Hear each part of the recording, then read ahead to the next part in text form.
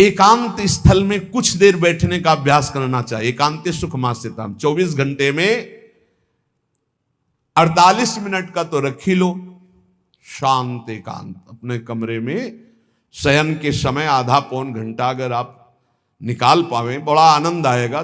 24 घंटे आप सेवा दिनचर्या में लगे, आधा घंटे निकाल लो या 48 मिनट शांत बैठ जाओ। बिल्कुल कोई माला नहीं, कोई क्रिया नहीं, बिल्कुल आप इस बात को देखना करके शांत बैठो। पहले बैठ जाओ।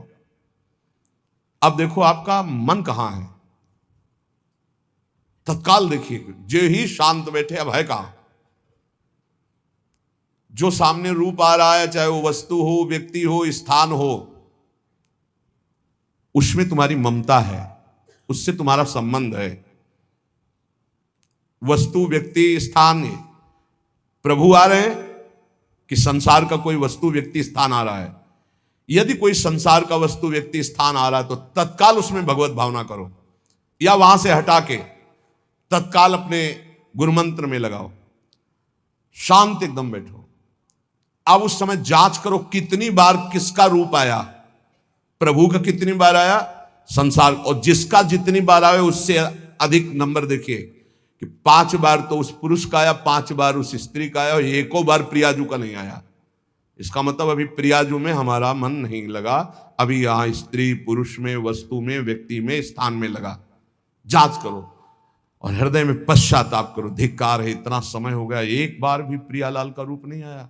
यही सांसारिक रूप आ रहे हैं, ये सांसारिक वस्तुएं आ रही। धिक्कार है हमारे मन को, धिक्कार है हमारे जीवन को। ये हम आपको आंतरिक बात कह रहे हैं। पूज्य भाई जी महाराज, जिस समय मन को धिक्कार दिया जाता है, जलन होती है, जब जलन होती है तो निर्मल होता है, निर्मल होता है, निष्पाप होता है, मल भस्म होता है। जो ताप अंदर मन में होता है प्रायश्चित का, उससे। अब बार बार सामने आपको जो गुरु मंत्र मिला है उसको लिखिए। कोई माला नहीं, बहुत आराम से, कोई जल्दीबाजी नहीं। 1 मिनट में एक बार लिखेंगे। यहां कोई संख्या हम नहीं बोल रहे, यहां कोई आपको नहीं कि 108 बार करना है कि 50 बार करना, 5 बार करो केवल। हम कह रहे 5 बार आराम से लिख रहे, शांत बैठे, खूब आराम से। बढ़िया रा, बहुत बढ़िया धा, राधा, राधा, रात। आप देख लीजिए, अब ये भाग जहां रहा है, पकड़ो कहां भाग के जा रहा है। इस वस्तु से क्या संबंध है, इस व्यक्ति से क्या संबंध है, कितनी बार इसको छुआ है, देखा है, भोगा है, मिले हैं, सूंघा है, कितनी जन्मों में। धिक्कार तुझे मन, जो तू राधा नाम को छोड़कर, प्रियाजू के समृत में नाम को छोड़कर भाग रहा है। फिर उसे लाओ नाम में, फिर लाओ नाम में। आप देखिएगा एक दिन उसी रा और धा के बीच में प्यारी जो और प्यारे जो मुस्कुराते दिखाई देंगे। देख लेना, एक समय 24 घंटे में ऐसा निकालो जिस समय आप अपनी अंतःकरण की वृत्ति को बार बार बाहर जाते हुए घसीट कर अंतर में लगाओ। हर समय साधन में लगे हो, लेकिन एक समय इतना साधन कर, जो गृहस्थी में हम कह रहे 10 मिनट शुरू करो भाई। 10 मिनट से 10 मिनट शांत होकर बैठ जाओ। 10 मिनट बैठने में क्या परेशानी, उस समय जांच करो। जहां जहां मन जाए वहां से हटाकर नाम में लगाओ। बार बार सुंदर स्वर्णिम अक्षरों से नाम लिख रहे, रंग बिरंगे अक्षरों से, रा और रंग से, बड़ी आ की मात्रा और रंग से, धा और रंग से, बड़ी आ की मात्रा और रंग से, ऊपर के ऐसे खेलो, मन को खिलाओ, राधा नाम में खिलाओ, डुबाओ इसमें। आप देख लेना, हमारी बात को समझ लो। केवल ये वो बात कह रहे हैं जो आपको प्रियाजू के रूप के ध्यान में डुबो देगी। यही राधा नाम रूप प्रकाशित करेगा। तेरो रूप कहे त नहीं आवे, श्री हरिवंश कछुक जस गावे, वो रूप ये प्रकाशित कर देगा। तो कह रहे शून्य स्वेवाव काशेषु, एकांत स्थान में जहां आपको विक्षेप न पड़े। ऐसी वृत्ति के समय अगर आपको कोई शोरगुल सुनाई दे रहा हो, आपका अभ्यास दृढ़ नहीं, तो एक रुई को ऐसे कपड़े में करके, महीन कपड़े में 2 बना लो, ऐसे लगा लो, कान में लगा लो, आवाजें नहीं जाएगी। अब ध्यान करो, देखो साधन की प्रणाली। और जब अपने साधन की बात होती है ना, तो आप हजारों अलग अलग आवाज करो तो हमें बस इतना समझ में आएगा कि चिड़िया चहचहा रहे हैं, आवाजें निकल रही, बस हमारे लक्ष्य में कोई अंतर नहीं पड़ने वाला। और अगर डूबना हो गया तो आवाज भी खत्म, श्रवणेंद्रिय होते हुए भी शोरगुल नहीं सुनाई देगा। पर प्रारंभिक दशा में ऐसा चाहिए। अगर आपको बार बार विक्षेप हो रहा हो, विक्षेप तो इतना कि घड़ी का टक टक भी बर्दाश्त नहीं होता। मन है ध्यान में बैठे ना, वो पहली बार एक खिड़की खुला है, खिड़की खुला है, खिड़की, अब उठो पहले खिड़की बंद करके आओ। ये इसको बैठते ही देख लो कि कोई ऐसा प्रश्न तो नहीं कर रहा कि अमुक कोई बात हो, उसको निपटा दो पहले। हम सबसे पहला काम करते थे, अगर राधा वल्लभ जी के दर्शन करने जाने हो, हमें इत्र खरीदना है, तो सबसे पहला काम हम इत्र खरीदेंगे। क्यों? ये दर्शन नहीं करने देंगे, इत्र खरीदना है। बार बार कहेगा इत्र हमें दर्शन में नहीं डूबने देगा, तो पहले हम वो काम सब कर लेते थे जो राधा वल्लभ जी के दर्शन के बाद कर रहे हैं। अब दर्शन में तो केवल दर्शन। ऐसे ही जब हम ये जो 20 मिनट 30 मिनट 40 मिनट समय की बात करें, इसमें जब आपको समय देना हो तो कृपया मन के लिए कोई काम मत छोड़ना, वो बिल्कुल फुर्सत वाला। इसीलिए हम कह रहे हैं सोने जाने के समय कि अब हम शयन करने जा रहे हैं, उस समय आप समय दीजिए। और अगर ये पहले ही बार में कह दे कि अमुक अमुक अमुक, तो तुरंत सुधार दीजिए, नहीं पूरे ध्यान में वही चलाएगा। वो बहुत ही विघ्नकारी रहता है जब तक निर्मल नहीं हो जाता। और जिस समय नाम पकड़ने लगता है, ऐसा आनंद आता है कि केवल रोने का मन करता है। आप इसको करिएगा जरूर, एकांत स्थल पे करिएगा। और जब ये करने विघ्न करे तो कान में श्रवण होता रहता है, शोरगुल। तो ये हमने किया है प्रारंभ में, रुई में ऐसे, और एक महीन कपड़ा का बना के ऊपर कपड़ा से इसे और ऐसे खूब ठास के भर ले, अब आवाज चली जाएगी, अब अंदर राधा राधा राधा, आनंद आएगा। ये प्रारंभिक है, ये आगे चल के इनकी जरूरत नहीं पड़ती अंतर्मुख होने पर। तो एकांत स्थल में जब इस तरह से साधना की जाती है तो उपासक का चित्त भगवदाकार होने लगता है। कह रहे हैं वही सच्चा सन्यासी है। वाग्दंड कर्मदंडश्च मनोदंडश्च ते त्रयः यस्यैते नियता दंडा सत्यदंडी महायतिः। श्री दत्तात्रेय जी महाराज कह रहे हैं वाग्दंड, जिसने वाणी को वाग्दंड मौन में स्थित कर दिया। वाग्दंड यही प्रपंच की वार्ता नहीं बोलनी, भगवद वार्ता केवल बोलनी। वाणी को दंडित करो। ये बहुत चटर चटर प्रपंच की बातें करती, नाम जपने में इसको थकान लगती है, प्रपंच की बातें करने में नहीं। इसलिए इसको मौन के द्वारा वाणी को शासन में रखो, या तो भगवत चर्चा या मौन। दूसरा कर्मदंड, जो सन्यासी होता है वो निष्कर्म अवस्था की तरफ बढ़ता है। प्रापंचिक कर्मों को करते हुए भगवान नाम स्मरण करके यदि कर्म समर्पण कर दिया जाए तो वही गति प्राप्त होती है। ये तो सर्वाणि कर्माणि मयि सन्न्यस्य मत्पराः। प्रापंचिक कर्म है, व्यापार नौकरी आदि नाना प्रकार के, लेकिन इन कर्मों को भगवत स्मरण करते हुए किया जाए, भगवत समर्पित कर दिया तो वही गति प्राप्त होती है जो निष्कर्म अवस्था को प्राप्त सन्यासी की होती है। 3 दंड होते हैं, वाग्दंड, और एक होता है कर्मदंड, शरीर को निश्चेष्ट रखना, निष्क्रिय रखना, और मनोदंड, मन को निसंकल्पित रखना, कोई संकल्प न बनना। इसे संन्यास भाव को प्राप्त महापुरुष की अवधूत स्थिति तक पहुंचने का यह रास्ता है। वाग्दंड, कर्मदंड, मनोदंड, वाणी को मौन के द्वारा, शरीर को निश्चेष्टता के द्वारा निष्कर्म स्थिति के लिए, और मन को निसंकल्पता के द्वारा, कोई संकल्प न बनावे, ऐसा का ऐसा, ऐसा नहीं, जैसा प्रभु जब चाहे जैसा, हमारा कोई संकल्प विकल्प नहीं। वाणी से भगवत चर्चा, शरीर से भागवतिक कर्म, नहीं तो संसारिक विरत बहुकर्मा, निरत निरंतर सज्जन धर्मा। अब एक परम धर्म की बात का वर्णन कर रहे हैं।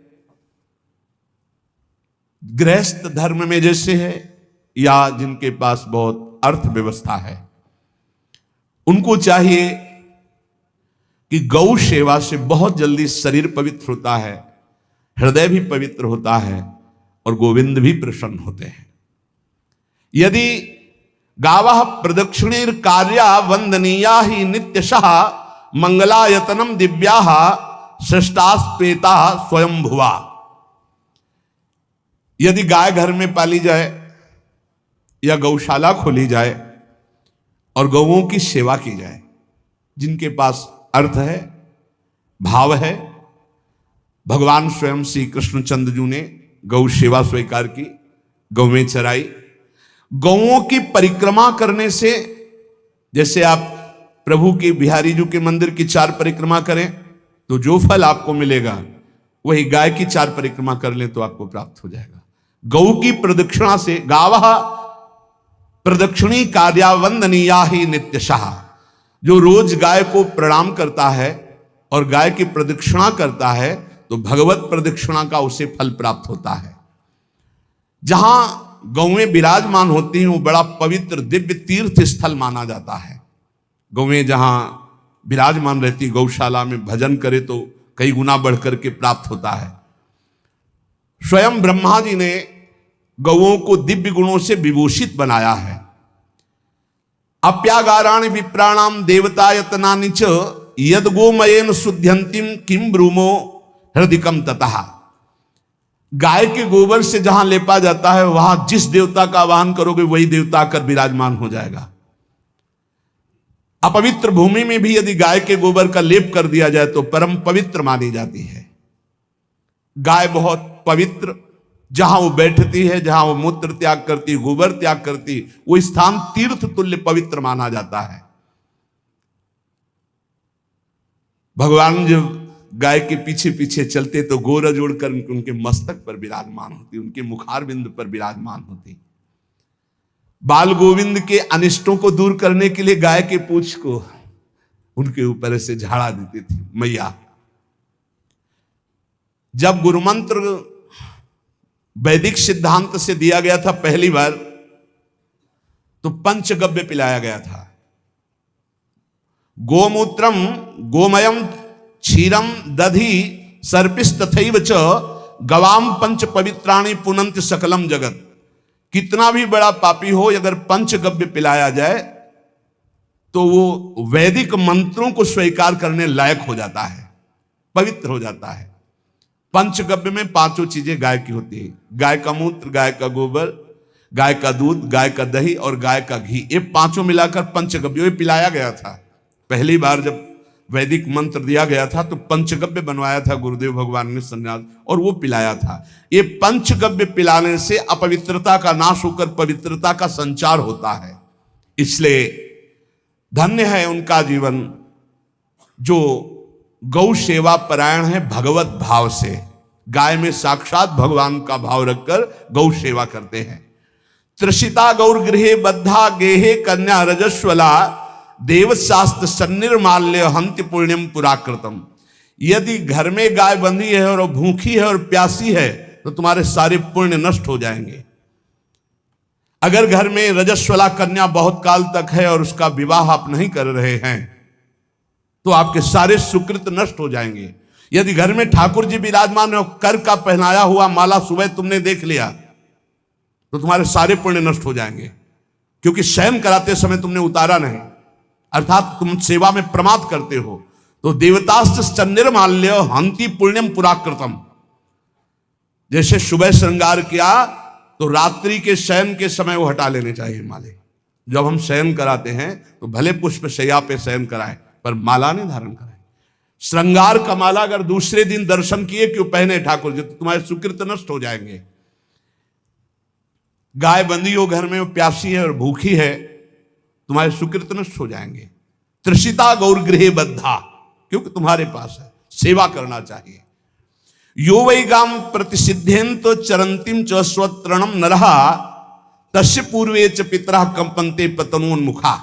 यदि गाय हरी हरी घास चर रही कहीं और तुमने डंडा ऊपर प्रहार किया और लाठी मारी तो तुम्हारे पितर खोपड़ी के बल नरक जाने के लिए तैयार हो गए। ये लिखा है चरंतिम स्वम तृणम नरहा तो तस्य पूर्वे च पितरा कंपन्ते पतनोन्मुखा। इसीलिए क्या भारत से कहीं किसी की तुलना हो सकती है जहां गौ को माता की पदवी दी गई, जहां गौ को हम आराध्य देव के रूप में मानते हैं, आराधना करते हैं। गौ रक्षा, गौ सेवा, ये बहुत बड़ा इसमें छुपा हुआ है। स्वयं भगवान अवतरित होकर गौ रक्षा, जब गाय के रूप में पृथ्वी रमाती तो भगवान का अवतार हुआ है। बड़ा विचित्र समय आता चला जा रहा है कि अब आधुनिक यंत्रों की ऐसी सेवाएं हो गई बड़ी बड़ी कि अब ना बैल की जरूरत है और ऐसे दूध की महंगाई बन गई कि अब देसी गाय 2 लीटर 3 लीटर 4 लीटर और ऐसी ऐसी कि 20-20 25-25 लीटर दे तो कौन देसी गाय को। तो गौओं का सेवा का भावना शास्त्र आज्ञा करता है कि जो प्रतिदिन अग्रग्रासे परोभावा कर्तव्यो भक्ति तोन्वहम अकृत्वा स्वयं आहारम कुर्वम नापनोति दुर्गतिम। जो ही तुम्हारे गृहस्थ में घरों में पहले होता था, अब तो भगवान जाने, जे ही पहली रोटी तवा में गई तो वो निकाल करके पक्की रखी जाती थी गौ ग्रास के लिए, पहला रसोई में। तो इसमें लिखा प्रतिदिन स्वभोजनम, पहले स्वयं भोजन न करके गाय के लिए ग्रास निकालना चाहिए। तो जिनके पास अर्थव्यवस्था जो गृहस्थ धर्म में है या जिनके पास अर्थ है, कुछ रोज 1 रुपया निकालो। हम कह रहे रोज निकालो तो महीने में 30 रुपया होते, 30 रुपया में एक गाय को हरी घास तो एक टाइम पवा ही सकते हो ना, बहुत नहीं है तो 1-1 रुपया निकाल के अगर एक गाय को चारा दोगे तो एक बार का भोजन तो हो ही सकता है। 30 रुपया में हरी घास जाकर के उसके दावा एक बार तो पवा दोगे ना। अग्रग्रासे परोभावा कर्तव्य भक्ति तो हम भक्ति पूर्वक गाय को एक ग्रास भोजन में 1 रोटी तो निकालना चाहिए गाय के लिए, ऐसा शास्त्र आज्ञा कहता है। जो ऐसा करता है तो अकृत्वा स्वयमाहारम कुर्वन् नाप्नोति दुर्गतिम, अपने आहार से 1 रोटी निकालकर गाय को देता है और स्वयं 3 रोटी भले पाले 1 रोटी गाय को दे दी तो बोले उसकी दुर्गति नहीं होगी, अर्थात उसके अंदर भाव बढ़ता चला जाएगा वो भगवान की भक्ति में।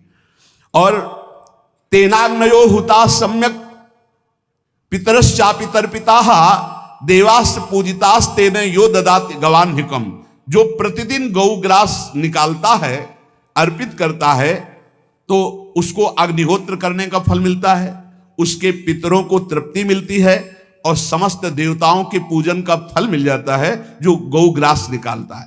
यो वै ताड्यते यष्ट्याधेनुम मर्त्यो विमूढ़धि, जो मूर्ख मनुष्य जैसे अब गाय दूध नहीं दे रही, मार डंडे डंडे मार रहे हैं, इंजेक्शन लगा रहे हैं, ऐसे वैसे कर रहे हैं, उसको ताड़ना दे रहे हैं, तो बोले जो मूढ़ बुद्धि मूर्ख मनुष्य यो वै ताड़ते यष्ट्याधेनुम मर्त्यो विमूढ़धि, वो गाय को लाठी से मारता है, डंडे से मारता है, हाथों से मारता है तो धर्मराजस्य नगरेशा याति करवर्जिता, धर्मराज जी पहले अपने नरक में ले जा करके उसके कहते थोड़े थोड़े तिल तिल करके पहले इसके हाथ काटो, मरना है नहीं वहां, अब आराम आराम से थोड़े थोड़े पहले हाथ वर्जिता है, इन्हीं हाथों से गाय को मारा था ना, तो ऐसे थोड़ा थोड़ा काटा जाता है उसके हाथ, कर वर्जिता हा, उसके दोनों हाथ काट करके थोड़े थोड़े ऐसे।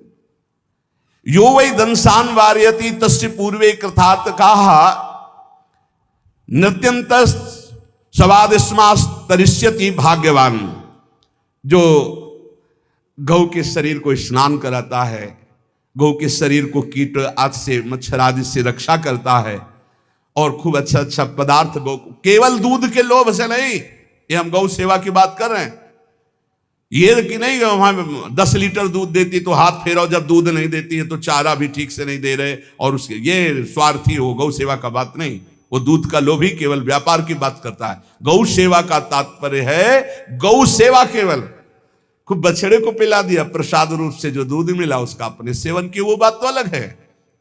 अब बछड़े को तो जरा सा केवल पिन्हाने के लिए कर दिया और खूब सारा दूध लीटर में नाप करके जा रहा है और उस समय तक तो खवाओ पियाओगे ही खूब अच्छे से, उसके बाद जब दूध देना बंद किया तो उसका आदर सत्कार खत्म, खोल के बाहर ऐसे वो प्लास्टिक खाते घूम रही है, तो ये गौ सेवा नहीं मानी जाएगी, वो स्वार्थ पूर्ति मानी जाएगी। जो सदैव गौ सेवा करता है उसके डांस मच्छर हटाता है, स्नान कराता है, पीठ में हाथ फेरता है, उसके पूर्वज जो पितर होते हैं वो नाच पड़ते हैं, उनका मंगल होना शुरू हो जाता है कि हमारे वंश में गौ सेवक पैदा हुआ, बड़ा भाग्यवान है और वो गौ के द्वारा हमें तार देगा, ऐसा भाव। गौ सेवा हमारे सनातन धर्म में बहुत बड़ा स्थान गौ सेवा का है। पर एक बात ध्यान रखें, इन सब सेवा का फल है भगवान के चिंतन में निरंतर वृत्ति डूब जाए, हमारी एक एक वृत्ति एक एक क्षण भगवान के चिंतन में डूब जाए, अगर नहीं तो हम आपको उत्तर दे रहे हैं। कल प्रश्न हुआ था कि क्या गौ सेवा के बिना मुक्ति मिल सकती है क्या? क्या महाराज नृग जैसा कोई गौ सेवक हुआ है दानी? भागवत में पढ़ लेना, करोड़ करोड़ गायों को, करोड़ों गौशालाएं थी, एक दो नहीं, इसलिए कह रहे हैं करोड़ों शब्द कि आप उसको कहीं ज्यादा ना समझें। पृथ्वी के कोई भूमि के कण गिन सकता है, बारिश की बूंदे गिन सकता है, लेकिन महाराज नृग की गौएं जितनी दान की गई वो गिनी नहीं जा सकती थी, ऐसा वर्णन आता है। अरबों अरबुद गौओं की सब स्वर्ण से अभिषिक्त करके ब्राह्मणों को दान करना।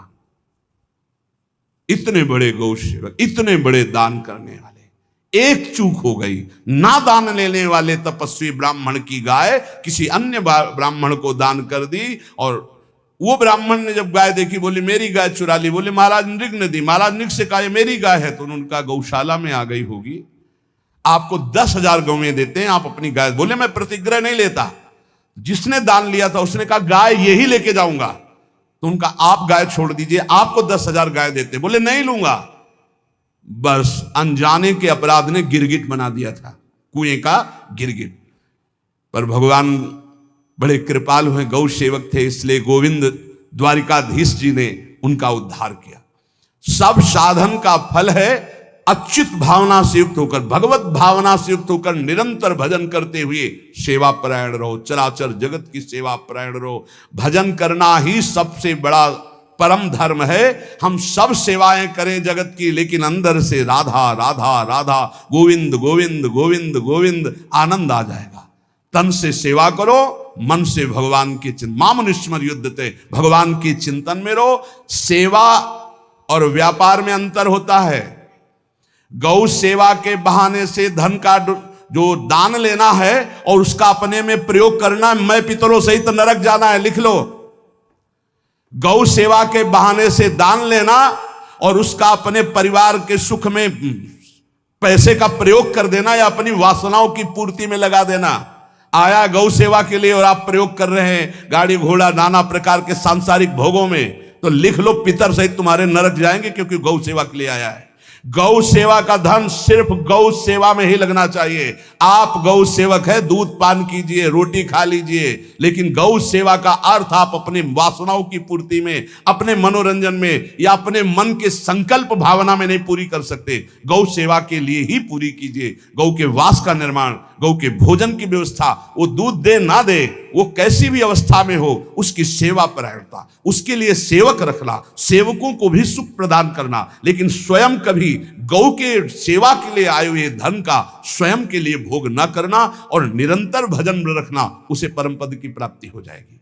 इसलिए हमारे सनातन धर्म में गौ सेवा का विशेष महत्व है और इस महत्व को सबको स्वीकार करना चाहिए। यदि आप गौ पालन स्वयं नहीं कर सकते तो 4 लोग मिलकर के, क्योंकि आज जो गायों की व्यवस्था वो बड़ी दयनीय हो रही है। दयनीय इसलिए हो रही कि दूध की अधिकता के चाह रखने वाले भैंस रखते हैं या विदेशी गाय रखते हैं। अपनी भारतीय जो देसी गाय है वो उतना अधिक नहीं देती कि 40 लीटर 30 लीटर 25 लीटर, बहुत अधिक देगी तो 5 और 8 लीटर। देसी शुद्ध गाय अपनी जो है वो 8-10 लीटर, बहुत जब व्यवस्था हो। नहीं तो अपने गांव में तो देखा है 2-2.5-3 लीटर से ज्यादा नहीं देंगे, 1.5 लीटर इधर 1.5 लीटर उधर, या बहुत हुआ तो 2 लीटर 2 लीटर, पर वो स्वर्णिम दूध होता है। जो दूध की चाह रखने वाले जन थे अब वो गायों को नहीं रखते, देसी गायों को कोई बिरला ही रखता है। अब पहले बैलों की जरूरत होती थी, गाय बछड़ा दिया तो आनंद होता था कि किसानी के काम में। अब तो ट्रैक्टर है तो बैलों की जरूरत नहीं।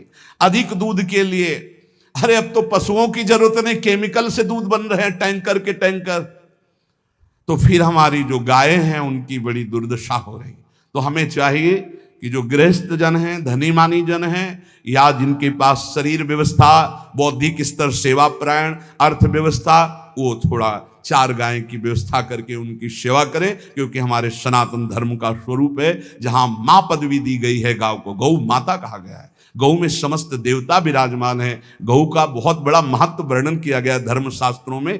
यहां तक कि जब कोई ऋषि नाराज होता था तो आगे गाय करके जाया जाता था तो क्षमा हो जाती थी। गाय को देखते ही वो क्षमा कर देते थे। बहुत महिमा वर्णन की गई है गौ की। इसलिए जिसको भी अगर नहीं अर्थव्यवस्था है तो एक रोटी तो निकाल सकते हो ना। तुम्हारी रसोई में रोटी बने तो पहली रोटी निकाल लो और आसपास जहां गाय बंधी हो तो उसको दे आओ जाकर, तो कम से कम धर्म का पालन हो जाएगा, गौ सेवा बन जाएगी। तो गौ सेवा, चराचर जगत की सेवा, भगवत सेवा, सबका फल है। फिर प्रारंभ में आ जाइए स्मृति।